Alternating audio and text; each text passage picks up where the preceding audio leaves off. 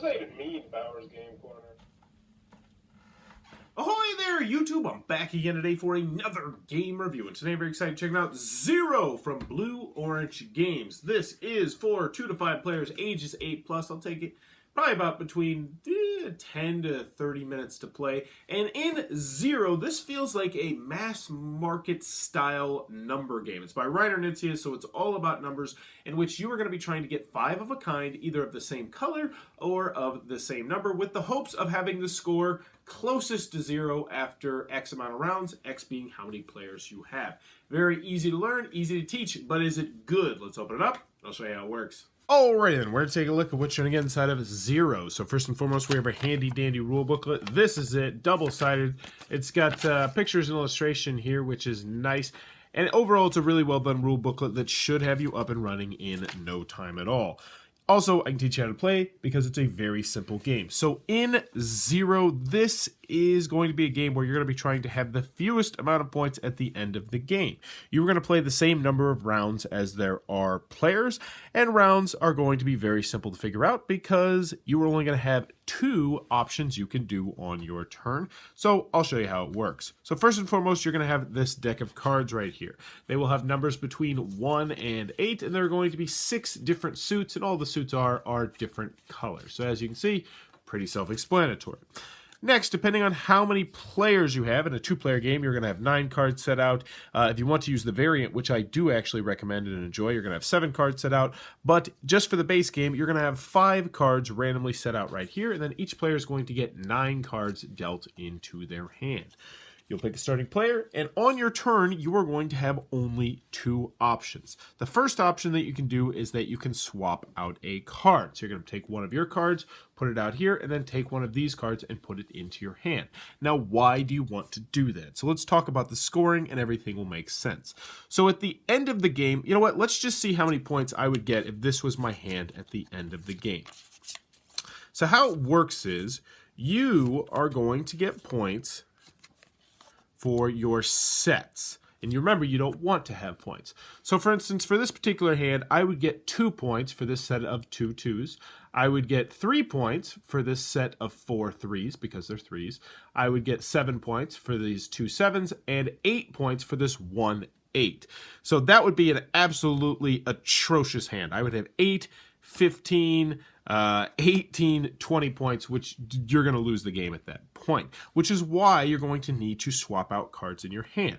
Now, this game has a rule of 5s, where if you're able to get 5 of a kind, of a color, or of a number, then you're going to score 0 points for all 5 of those cards, which is huge. So I'm sitting right here, I'm looking at my hand right now, and I say, all right, I got 1, 2, 3 grays, I got 2 yellows, so I'm probably not going to be doing too much with colors based on what's out on the board. But the obvious big glaring thing out here is that, whoa, I have 4 3s, so one of these 3s would be absolutely outstanding for me to get. So what I probably would do, depending on how many players I would have, is I would say, all right, I'm going to pick up this 3 right here, and I'm going to drop this 8, because this 8, it's not really going to accomplish much for me. I don't think I'm probably going to be getting 2 more gray cards, and I just dropped 8 points out of my hand. So now I'm going to look at my hand a little bit differently, and I'm going to say, wow, I have 9 points right now. This is not a bad point, not a bad hand, because all these 3s are right here.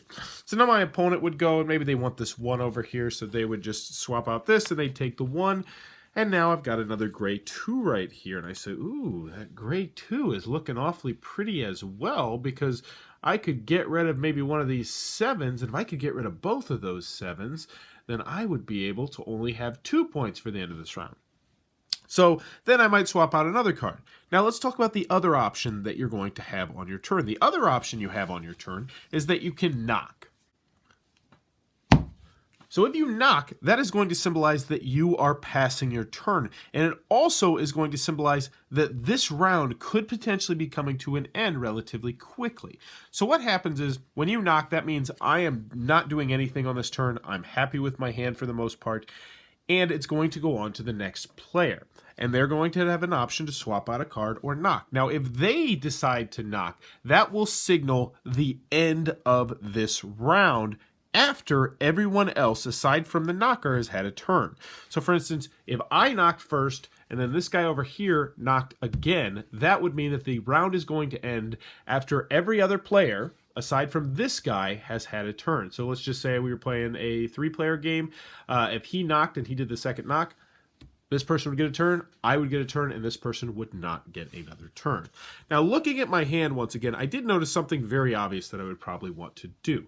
And this is another way to explain a rule. There's still a 3 out here. And when you get 5 of a kind, you get 0 for all of those 5. But if you get 6 of a kind or 7 of a kind, you also get 0 for all those. So I could do that right here, and bada boom.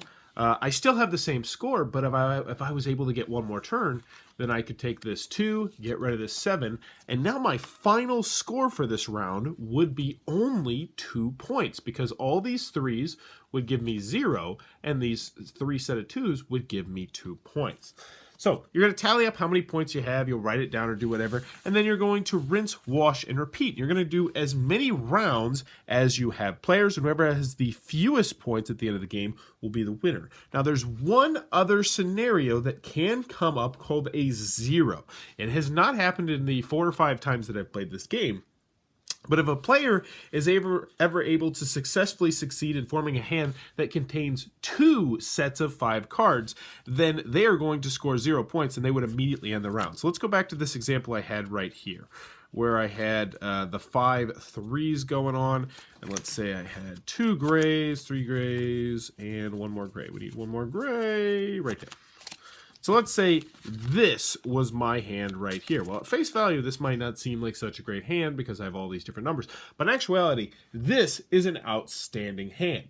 So if this happens, I reveal my hand and I say, oh, 0. I got 0.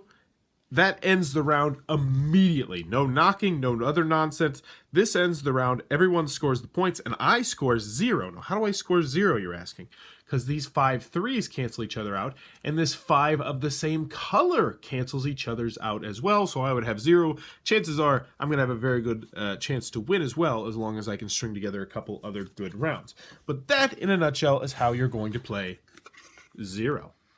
Alrighty then, 0 from Blue Orange Games. What are my final thoughts? Let's go over the pros, let's go over the cons. First, on the con side, game's not going to be for everybody for a variety of different reasons.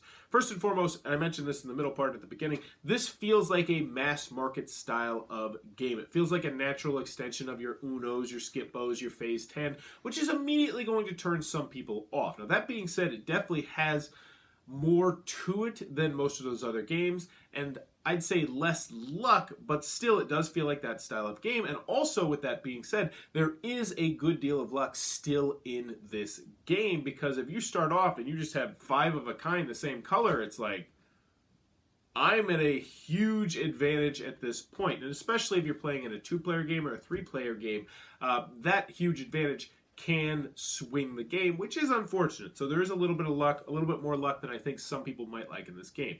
Also, on the con side, there's not much you can do on this turn, and what you're going to be doing on your turn, for the most part, is pretty obvious. It's either I'm going to knock, or I'm going to swap out a card. Whoop, whoop. That's my entire turn.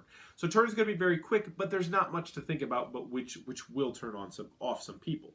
Also, there's no real artwork at all. Graphic design-wise, I was not a fan of the fact they didn't put a little ring on the bottom of the 6, so you'll be looking at it, and if you don't know that it only goes up to 8, you'll be like, wait, is that a 6 or is that a 9? I can't tell. It's not a huge deal, and once you've played, a round, you're going to know it's not a 9, but still it is a little minor nuisance. Also, box size-wise, this is all you're going to be getting in the game, is this deck of cards right here and a rule sheet. I really wish they would have made this into some sort of tuck box instead of the smaller box, but that being said, this doesn't have that much, it doesn't take up that much space, so once again, that's a minor quibble as well. Any other cons that I have with this game? I liked it best at the smaller player counts, but that being said, I also enjoyed it at the higher player counts, but I thought 2 and 3 was really where I enjoyed it, but I still enjoyed it at 4 and 5, because moving on to the pros, I enjoyed 0. I enjoyed it a lot more than I was expecting to. I read the rules and was like, wow, this really seems like an incredibly simple game. And it is an incredibly simple game. And that's both a pro and a con, because This is not the kind of game where I'm going to bust it out at game night. Maybe as a filler game when I'm waiting for someone to show up, or at the end of the night after Stefan Fell has completely roasted our brain or something like that. But for the most part, this is not going to be a game night game I think most people are going to grab. This is going to lean definitely more towards the family weight crowd, the gateway crowd potentially, of people you're trying to get into the hobby, or even non-gamers. And I think non-gamers really might gravitate toward this game because it is so simple and it does have that old-timey feel of the Uno, the Skippo, the Phase 10, games like that. The rules are simple enough that it's not going to scare other people off. Very easy to learn, very easy to teach. The cards are bright and colorful. The cards are pretty well done. And overall, I can recommend Zero if, and this is a huge if, you're in the market for this type of game. If you're not in the market for this type of game, then obviously there's nothing that this game does that is going to sway you and be like, oh my gosh, no, I'm telling you, you gotta try this game out. But if you like this style of game, I can recommend Zero. It's actually going to stay on my shelf, and I enjoyed it a good deal. So that is Zero from Blue Orange Game, yet another one that I enjoyed from Reiner Knizia. If you enjoyed this review, please be sure to click on that subscribe button down below in the comments below. Let me know, do you think I can sneeze right now?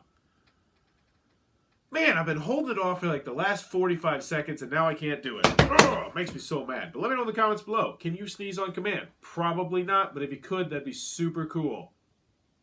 It's weird. As always, thanks for your time, YouTube.